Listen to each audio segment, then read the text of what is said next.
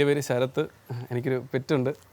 Indian സ്പിച്ചിൽ വിടുന്നൊരു പെറ്റാണ്. ഇത് ഏതൊരു cross ബ്രീഡാണ്, പുറത്തുള്ള ഒരു ക്രോസ് ആയിട്ടുള്ള ബ്രീഡാണ്. നമ്മൾ ഇവിടെ മിക്കി എന്നാണ് വിളിക്കാറ്. അപ്പോൾ എടുത്തിട്ട് ഇപ്പോൾ ഏകദേശം ഇപ്പോൾ ഒരു 1.5 വയസ്സാവും. 1.5 വയസ്സായി. അതെന്ന് പറഞ്ഞാൽ സാധാരണ ഇവൾ ഭയങ്കര ആക്റ്റീവാണ്. മറ്റുള്ള പട്ടികളെ പോലെയൊന്നുമല്ല. ഒരു ഇപ്പം ലാബൊക്കെ ആണെങ്കിൽ ഒരു സൈഡിൽ കൊണ്ട് വെച്ച് കഴിഞ്ഞാൽ അങ്ങനെ ഇരിക്കും. ഇവളങ്ങനെയല്ല. ഇവളിപ്പോൾ ആരെ കണ്ടാലും സ്നേഹിക്കണം, അങ്ങനെ ആരെ ഉപദ്രവിക്കുക അങ്ങനെയുള്ള ഇതൊന്നുമില്ല. എല്ലാവരെ കണ്ടാലും ഇങ്ങനെ സ്നേഹിക്കണം, നക്കണം, മണപ്പിക്കണം. ഒരാളെ കണ്ടു കഴിഞ്ഞാൽ പിന്നെ അവൾ ജീവിതത്തിൽ മറക്കത്തില്ല. അവളിങ്ങനെ ഓർത്തുകൊണ്ടിരിക്കും. അത് ഒരിക്കൽ കണ്ടു കഴിഞ്ഞാൽ അവൾ പിന്നെ പുള്ളിക്കാരൻ്റെ മണം പിടിച്ചങ്ങ് പൊക്കോളും. ഇനി എങ്ങാനും ദൂരം എവിടെയെങ്കിലും ഇപ്പോൾ ഒരിക്കൽ കണ്ട പുള്ളിക്കാരൻ്റെ സൗണ്ട് കേൾക്കുകയാണെങ്കിൽ കറക്റ്റ് അവൾ കുരയ്ക്കും. ആ പുള്ളി വന്നിട്ടുണ്ടെന്ന് അവൾ കുരയ്ക്കുകയൊക്കെ ചെയ്യും.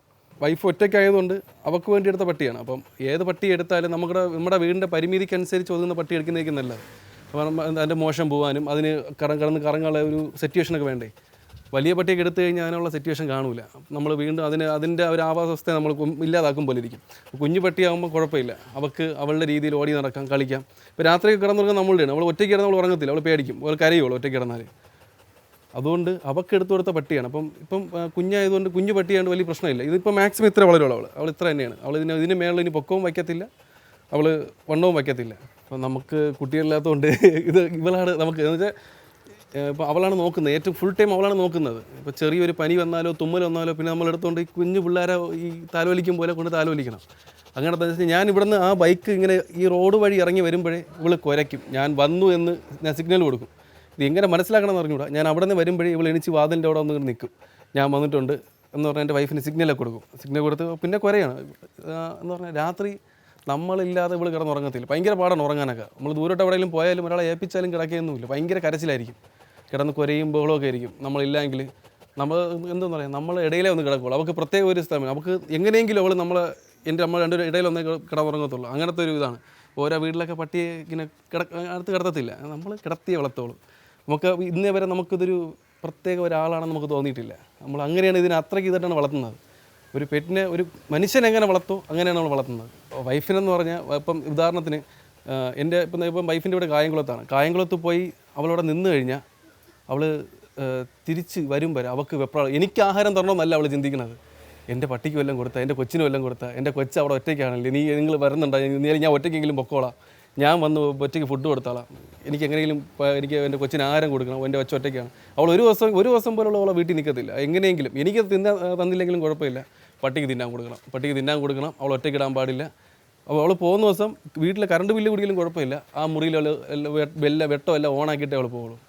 ഇനിയിപ്പോൾ എന്ത് തന്നെ വന്നാൽ അവളെ എത്രയോ ഫോൺ കടിച്ച് പൊട്ടിച്ചിട്ടുണ്ട്, വയറ് കടിച്ച് പൊട്ടിക്കും. ഇതൊന്നും ഒരു പ്രശ്നമില്ല. എന്നാലും അവൾ നോക്കും. എത്ര അടി കൊടുത്താലും കുഴപ്പമില്ല, അവളുടെ തന്നെ പോയി ഇരിക്കുകയും ചെയ്യും. പകൽ ഫുൾ അവളുടെ തന്നെ ഇരിക്കുന്നത്.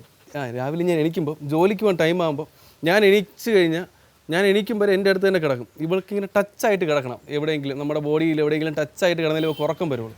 ഞാൻ എണീച്ച് കഴിഞ്ഞാൽ പിന്നെ എൻ്റെ കൂടെ ചാടി എണീക്കും. പിന്നെ ടോയ്ലറ്റിൻ്റെ ഫ്രണ്ടിൽ വന്ന് കാവലിരിക്കും. ഞാൻ എപ്പോൾ ടോയ്ലറ്റിൽ നിന്ന് ഇറങ്ങും. എന്നിട്ട് ഇവക്ക് മറ്റേ ടോയ്ലറ്റിൽ പോകാൻ വേണ്ടി ഞാൻ ഗ്രില്ല് തുറന്നു കൊടുക്കണം. പിന്നെ അവൾ അകത്ത് കയറി മൂത്രമൊക്കെ ഒഴിച്ചിട്ട് പുറത്ത് വന്ന് പിന്നെ ഫുൾ ടൈം നമ്മുടെ കറങ്ങും. ഞാൻ പല്ലിയിച്ച് പിന്നെ പോകുന്നവരെ, പിന്നെ വൈഫ് ക്ലാസ്സിന് പോകും വരെ അവളുടെ തന്നെ എനിക്ക് ഫുൾ ടൈം കറക്കാം. പിന്നെ അവൾ വരും വരെ വെയിറ്റ് ചെയ്തിരിക്കും. പിന്നെ നമ്മൾ പോയി കഴിഞ്ഞാൽ ഈ ആറ്റിൽ ഇങ്ങനെ നോക്കിക്കൊണ്ടിരിക്കുക. ഈ പൂച്ച, കിളി, ഈ ചിത്രശലഭം അതിനെയൊക്കെ നോക്കി അങ്ങനെ അങ്ങ് കിടക്കും.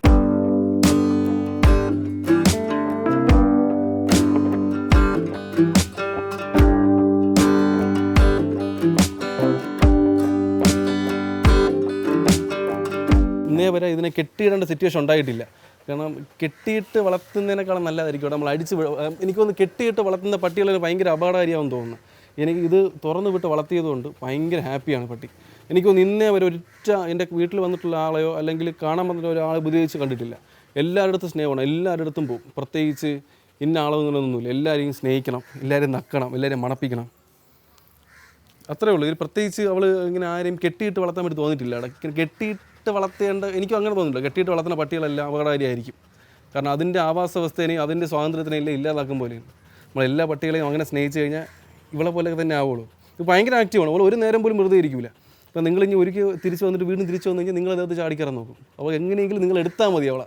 ഇറ ഹെൽപ്പ് ചെയ്യുമെന്ന് പറഞ്ഞാൽ ഞാൻ എൻ്റെ ജോലി എന്ന് പറഞ്ഞാൽ ഞാൻ രാത്രി 11 മണിക്ക് എൻ്റെ ജോലിയെ കഴിയത്തുള്ളൂ.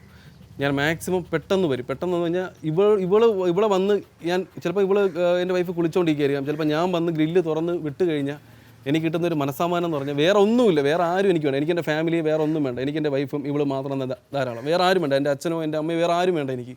കാരണം ഇവള് തരുന്നൊരു സമാനം എന്ന് പറഞ്ഞാൽ എനിക്ക് ഇവള് തരുന്ന സന്തോഷമൊന്നും വേറെ ആരും തരത്തില്ല. ഞാനൊരു 2 അടി കൊടുത്താൽ പോലും തിരിച്ച് വീണ്ടും വന്ന് സൈലൻ്റ് ആയിട്ട് ഇങ്ങനെ വന്ന് എൻ്റെ മുഖത്ത് പോയിക്കൊണ്ടിരിക്കും. ഞാനിപ്പം ഫോണിലിപ്പം പബ്ജിയൊക്കെ കളിച്ചുകൊണ്ടിരിക്കുകയാണെങ്കിൽ കുറച്ച് കഴിയുമ്പം മോങ്ങ് വരുന്നു. അതിനർത്ഥം ഞാൻ അവളെ മൈൻഡ് ചെയ്യുന്നില്ല, അവളെ ശ്രദ്ധിക്കുന്നില്ല. കുറേ നേരം ഇരുന്ന് കരയും. ഞങ്ങൾക്ക് കുറേ വാച്ച് ചെയ്തിട്ടുണ്ട്. നമ്മൾ മൈൻഡ് ചെയ്യാതിരിക്കുകയാണെങ്കിൽ കുറേ നേരം കിടന്ന് കരയും. കരഞ്ഞിട്ട് കൈ വന്ന് കടിക്കും. അവളെ ഇടുന്നാണ് പറയണതാണ്.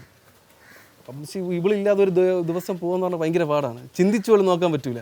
ഇപ്പം ഒരു പട്ടിക്ക് 14 വയസ്സ് വരെ ആയുസുള്ളൂ എന്ന് പറയുമ്പോൾ ഞാൻ ഭയങ്കര സങ്കടം. എനിക്കിപ്പോഴും ഓർക്കുമ്പോൾ 14 വയസ്സ് വരെ എൻ്റെ കൊച്ച് അല്ലെങ്കിൽ എൻ്റെ പട്ടിക്ക് ആയുസുള്ളൂ എന്നൊക്കെ ചിന്തിച്ചിട്ടുണ്ട്. അതൊക്കെ വന്നു കഴിഞ്ഞാൽ എങ്ങനെ ഞാൻ ഇത് എങ്ങനെ ഹാൻഡിൽ ചെയ്യുന്നതെന്ന് എനിക്കൊരു പിടിയില്ല. എൻ്റെ സത്യം പറഞ്ഞാൽ എന്നെക്കാളും വിഷമം എൻ്റെ വൈഫിന്. ഒരു ദിവസം പോലും കാണാതിരിക്കില്ല. അവൾ ഒരു ദിവസം ഫുഡ് ഒരു നേരത്തെ ഫുഡ് കൊടുക്കാതിരിക്കും. എനിക്ക് തോന്നുന്നു നമ്മളെ ഫുഡിനേക്കാളും ഭയങ്കര എക്സ്പെൻസീവ് ആയിട്ടാണ് ഇവളെ ഫുഡ് നോക്കണത്. അത്രയ്ക്ക് വില കൂടി ഷാമ്പു ഇടണം, വാഷ് ചെയ്യണത്. ഇവർക്ക് വേണ്ടി ഒരു വെട്ടുവീഴ്ച തോന്നിയിട്ടില്ല. ഒരു പെറ്റ് എടുക്കാന്ന് ആദ്യമൊക്കെ ഭയങ്കര ഒരു മണ്ടത്തരായിട്ട് തോന്നിയിട്ടുണ്ട്. കാരണം ഇവൾ എടുത്ത സമയത്തൊക്കെ ഒരാഴ്ച ഇപ്പം ഇവളെ ചീട്ടി ഒരു 45 ദിവസത്തിനകത്താണ് എന്നെ ഇവളെ കിട്ടുന്നത്. അപ്പോൾ ഈ 45 ദിവസം എന്ന് പറഞ്ഞാൽ അമ്മയുടെ അടുത്ത് നിന്ന് മാറിയിട്ട് ഒരു 45 ദിവസമാണ്. ഇവളുടെ കൂടെ എടുത്ത് ഏകദേശം ഒരു 5 കുട്ടികളുണ്ടായിരുന്നു. അതിൽ നമ്മൾ ചെന്നപ്പോൾ തന്നെ ഈ മറ്റേ കൂടയ്ക്കകത്തുനിന്ന് തലയിട്ട് നോക്കിയത് ഇവൾ മാത്രമേ ഉള്ളൂ. ബാക്കിയെല്ലാം ഉറക്കമായിരുന്നു. അപ്പം ഇവളെടുത്തുകൊണ്ട് ഇപ്പം എൻ്റെ ചെന്നോണ്ട് എൻ്റെ വൈഫ് പറഞ്ഞു ഇവളെ മതി കേട്ടോ, അവൾ എത്തി ഇങ്ങനെ നമ്മൾ എടുക്കാൻ വേണ്ടി അവൾ വിളിക്കുന്നുണ്ട്. അങ്ങനെ ഇത് തന്നെ അവളങ്ങ് വൈഫ് എടുത്തിട്ട് ഞാൻ പിന്നെ അറിയണത് ബാക്കിയുള്ള 4 പട്ടികൾ മരിച്ചു എന്നാണ് ഞാൻ അറിഞ്ഞത്. അവിടെ കിടന്നതിന് മരിച്ചു. അതിലാകപ്പാടെ ഇപ്പോൾ ഉള്ളത് ഇവൾ മാത്രമാണ്. അത് എടുത്തുകൊണ്ട് വന്നിട്ട് എനിക്ക് സത്യം പറഞ്ഞാൽ അത് ഏറ്റവും വലിയ ഡിസിഷനാണ് എടുത്തിട്ട് നമുക്ക് ഇന്നേ വരെ എന്താ പറയുക വേറെ ഒരു സങ്കടമോ ഒരു ബുദ്ധിമുട്ടൊന്നും തോന്നിയിട്ടില്ല. ഞാൻ പറഞ്ഞില്ല, രാത്രി ഏകദേശം 2 ആഴ്ചയോളം ഉറങ്ങിയിട്ടില്ല. ഇവൾ അമ്മയെ കാണാത്തതിൻ്റെ അല്ലെങ്കിൽ ഇവൾ അമ്മയെ കാണാത്തതിൻ്റെ ആയിരിക്കും ഭയങ്കര കരച്ചിലൊക്കെ ആയിരുന്നു. ഉറക്കമില്ല. രാത്രി ഫുള്ള് എന്നെ വിളിച്ചുകൊണ്ടിരിക്കും. കരഞ്ഞ് അവസാനം എൻ്റെ വൈഫ് ഒരു കയ്യിലേക്ക് എടുത്ത് തലവഴി പുതച്ച് ഉറക്കുമ്പം, കാരണം തള്ളയുടെ ചൂട് അധികം കിട്ടിയിട്ടില്ലാത്തതുകൊണ്ട് പിന്നെ അവളാണ് പിടിച്ച് അടുത്ത് കിടത്തൊക്കെ ചെയ്യുന്നത്. ഇത്രയും വളർത്തിയിടാൻ കുറേ കഷ്ടപ്പെട്ടു. ഇതിനിടെ കുറേ മറ്റേ സ്കിന്നിൽ റാഷസൊക്കെ വന്ന് കുറേ കരയൊക്കെ ചെയ്ത് സ്കിന്നിലൊക്കെ മുറിവൊക്കെ ഉണ്ടായിരുന്നു. അതെല്ലാം റിക്കവർ ചെയ്ത ഒരു സാധാരണ പട്ടിക്ക് വരുന്ന ചെറിയ ചെറിയ അസുഖങ്ങളൊക്കെ ഉണ്ടായിരുന്നു. ഇപ്പം ഹാപ്പിയാണ്. ഒരു ദിവസം ഇല്ലെങ്കിൽ അത്രയ്ക്ക് സങ്കടമാണ്. ഒരു ദിവസം എങ്ങനെയെങ്കിലും കടയടച്ചിട്ട് ഇവളെ കാണാമെന്ന് വീട്ടിൽ നിന്ന് ഇറങ്ങി ഓടണത്. ഇവളെ കൊണ്ടുപോകാൻ വേണ്ടിയിട്ട് മാത്രം നമ്മളൊരു കാർ എടുത്ത് ഒരു ചെറിയ 800.